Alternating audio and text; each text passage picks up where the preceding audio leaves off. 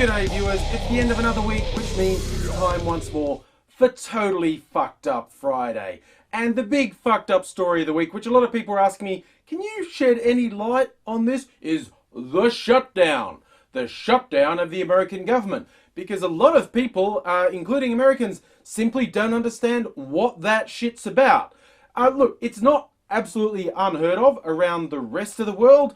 Gough Whitlam faced a similar thing in Australia in 1975 when the opposition had the numbers to block supply, which meant they didn't let the budget go forward, which means the government doesn't have money to pay people who are employed by the government. Short version, that's what's happening in the US. The Republicans are stopping the budget from being approved, so there's no money, so people who get paid by the government can't get paid, so you have to shut down all these government departments. Up to 1 million people are directly being affected. They won't be paid. They're being furloughed, which means don't come into work because you're not going to be paid. And with 1 million people not getting paid, that's going to have knock-on effects to millions more. You know who it doesn't affect, and this is the one thing that I think you should always remember when thinking about this situation. It does not affect the very politicians who are creating the situation. So these people make the decision to play their political games. Let's not let these people get paid, but they make sure they get paid themselves. And I think that pretty much tells you all you need to know about politicians. So there are a few things the Republicans are pushing, but front and center, the really big thing is the Affordable Care Act, also known as Obamacare. They're saying, oh, we don't want that in. To which Obama and the Democrats are saying, how about you go fuck yourself, because it's actually been legally made law. And you acted like pissy little bitches for you saying, I want to vote against it, and you lose every vote. The Supreme Court said it was constitutional. Anyone vaguely approximating being a decent human would shut the fuck up about this, but we're talking about the US Republican Party, not decent humans. So they're still doing it, and now they're holding the government to ransom. We have no idea how long this will go on. While it goes on, I've got a link below that shows you the different effects on different departments. Like 97% of NASA is shut down. You get really weird things happening, like parts of the IRS is shut down. You go, who good? I won't pay taxes. No. The people who make you pay taxes, they will still be working. In case you didn't know, there's a part in the IRS where if you get dragged over the coals by them, someone's job is to defend you, to take your side and represent you in the thing. They don't have a job. The ones who defend taxpayers, they don't have a job. The ones who attack taxpayers, they have jobs. And it even goes down to things like kiddies' cancer treatments getting cut. So politicians still get paid, but no kiddies' cancer products. And a couple of things that to me highlighted where the fault lies. And I've looked at the media and seen a lot of people going, oh, blame on both sides. Blah, blah.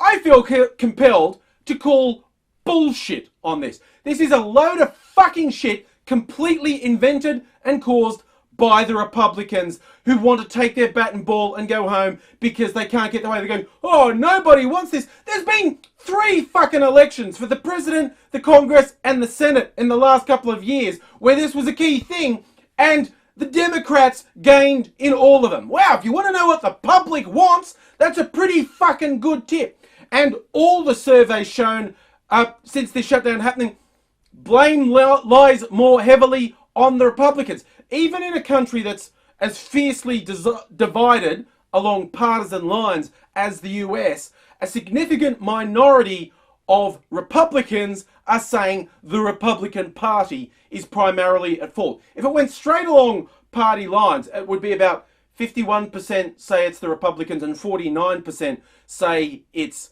the Democrats. But it's actually much more like only 35% blame the Democrats and, 60% blame the Republicans. So their act is so fucked, even their own supporters with integrity have got to say, no, they're the ones doing it.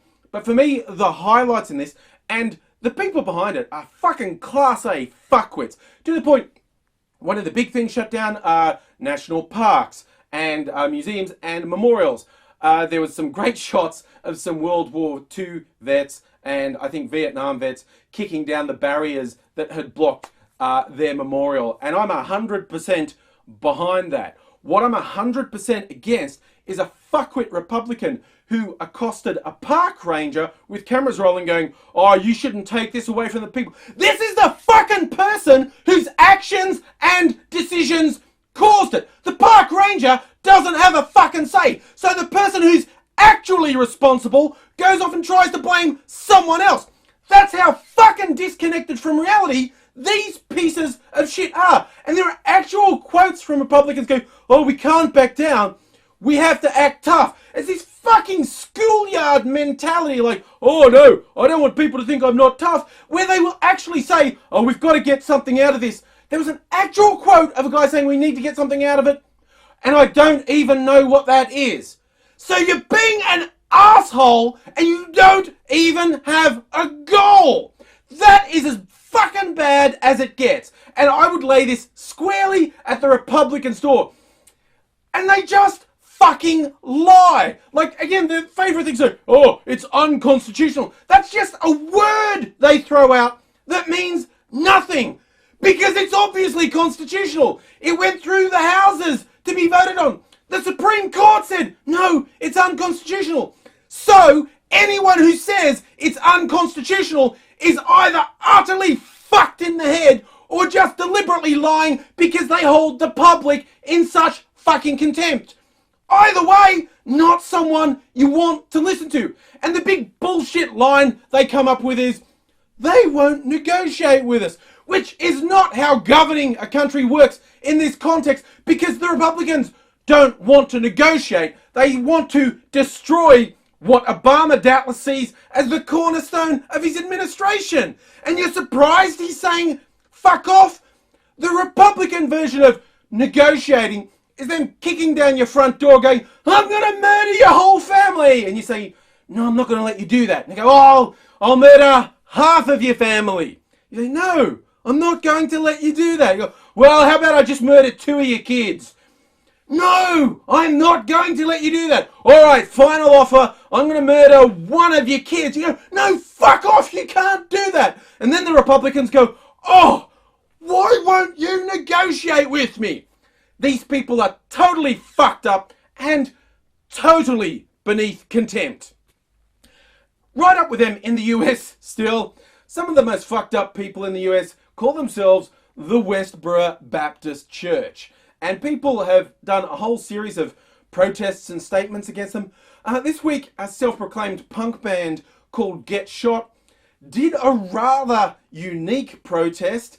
Get Shot seem to have placed themselves squarely at the juncture of punk rock and porn, which I wasn't completely sure existed.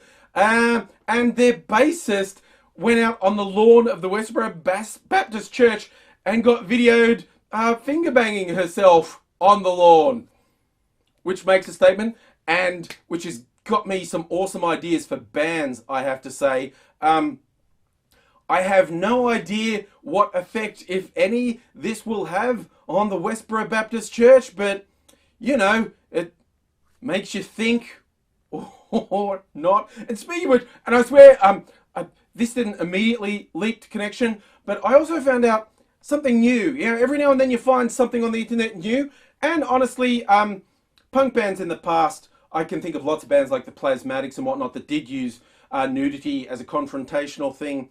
But I did find something completely new, not about punk rock, but apparently dinosaur porn exists. Yes, and I don't mean porn about dinosaurs getting it on with other dinosaurs, you know, sort of like prehistoric furries. I suppose they'd be called scalies. But no, someone writes fiction where humans have sex with dinosaurs. I am not making this shit up. And you can, if you want to part with $3, buy them on Amazon and probably other places. I was tempted to buy one. Yeah, I thought I'd throw down $3 just to see what it is. But they're bloody pamphlets. They're not books. They seem to be about 15 to 20 pages long, but with classy titles like T-Rex Troubles and Mating with the Raptor. And hey, if dinosaurs don't turn you on, this same author crosses all other sorts of boundaries. Apparently there's porn with griffins and orcs and demons and all manner of things. So yes, I believe it's Rule 43. Someone will correct me, but if it exists, there's a porn version of it. But for me, dinosaur porn, that was a brand new one. And moving along with the sexy theme, as sexy as dinosaurs may or may not be, we're coming up to Halloween. And for the last quite a few years, maybe decades, there's been outrage every year about the sexy costumes. Oh, why do people have to do that? And look, there's a valid conversation to be had there. But I found my first costume outrage story, and it wasn't about being too sexy. No. Wal-Mart and other stores were selling an Osama bin Laden costume. Yes, and they were apparently surprised that this caused some concern with some consumers. And I believe it has been pulled from the majority of the shops now. So if you wanted to go around as Osama bin Laden, you might have to make your own costume. Although I now have the goal and I have some specific friends in mind, I'm thinking it's time for a sexy Osama bin Laden costume, just for the ultimate insult against the sort of fucking jihadist douchebag who might possibly idolize things, just to fucking make their worst nightmare happen. Or maybe their greatest fantasy. Maybe they're just repressing it and that's their problem all along. I'm going to close off with one more story. And this actually ties into why I haven't put up many videos this week and why this is a little bit late.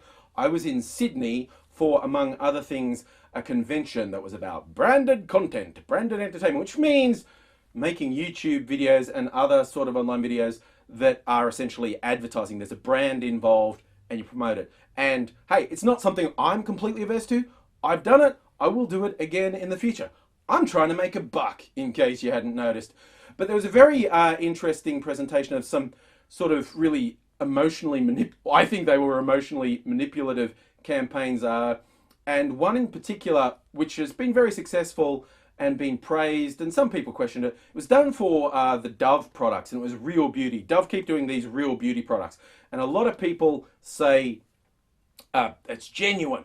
They're promoting women's self-image. They should be applauded. Some people say it's cynical. They're exploiting women while pretending to. Well, you can work on this for yourself. But when I saw this article, I started to see where I think their prime motivation is.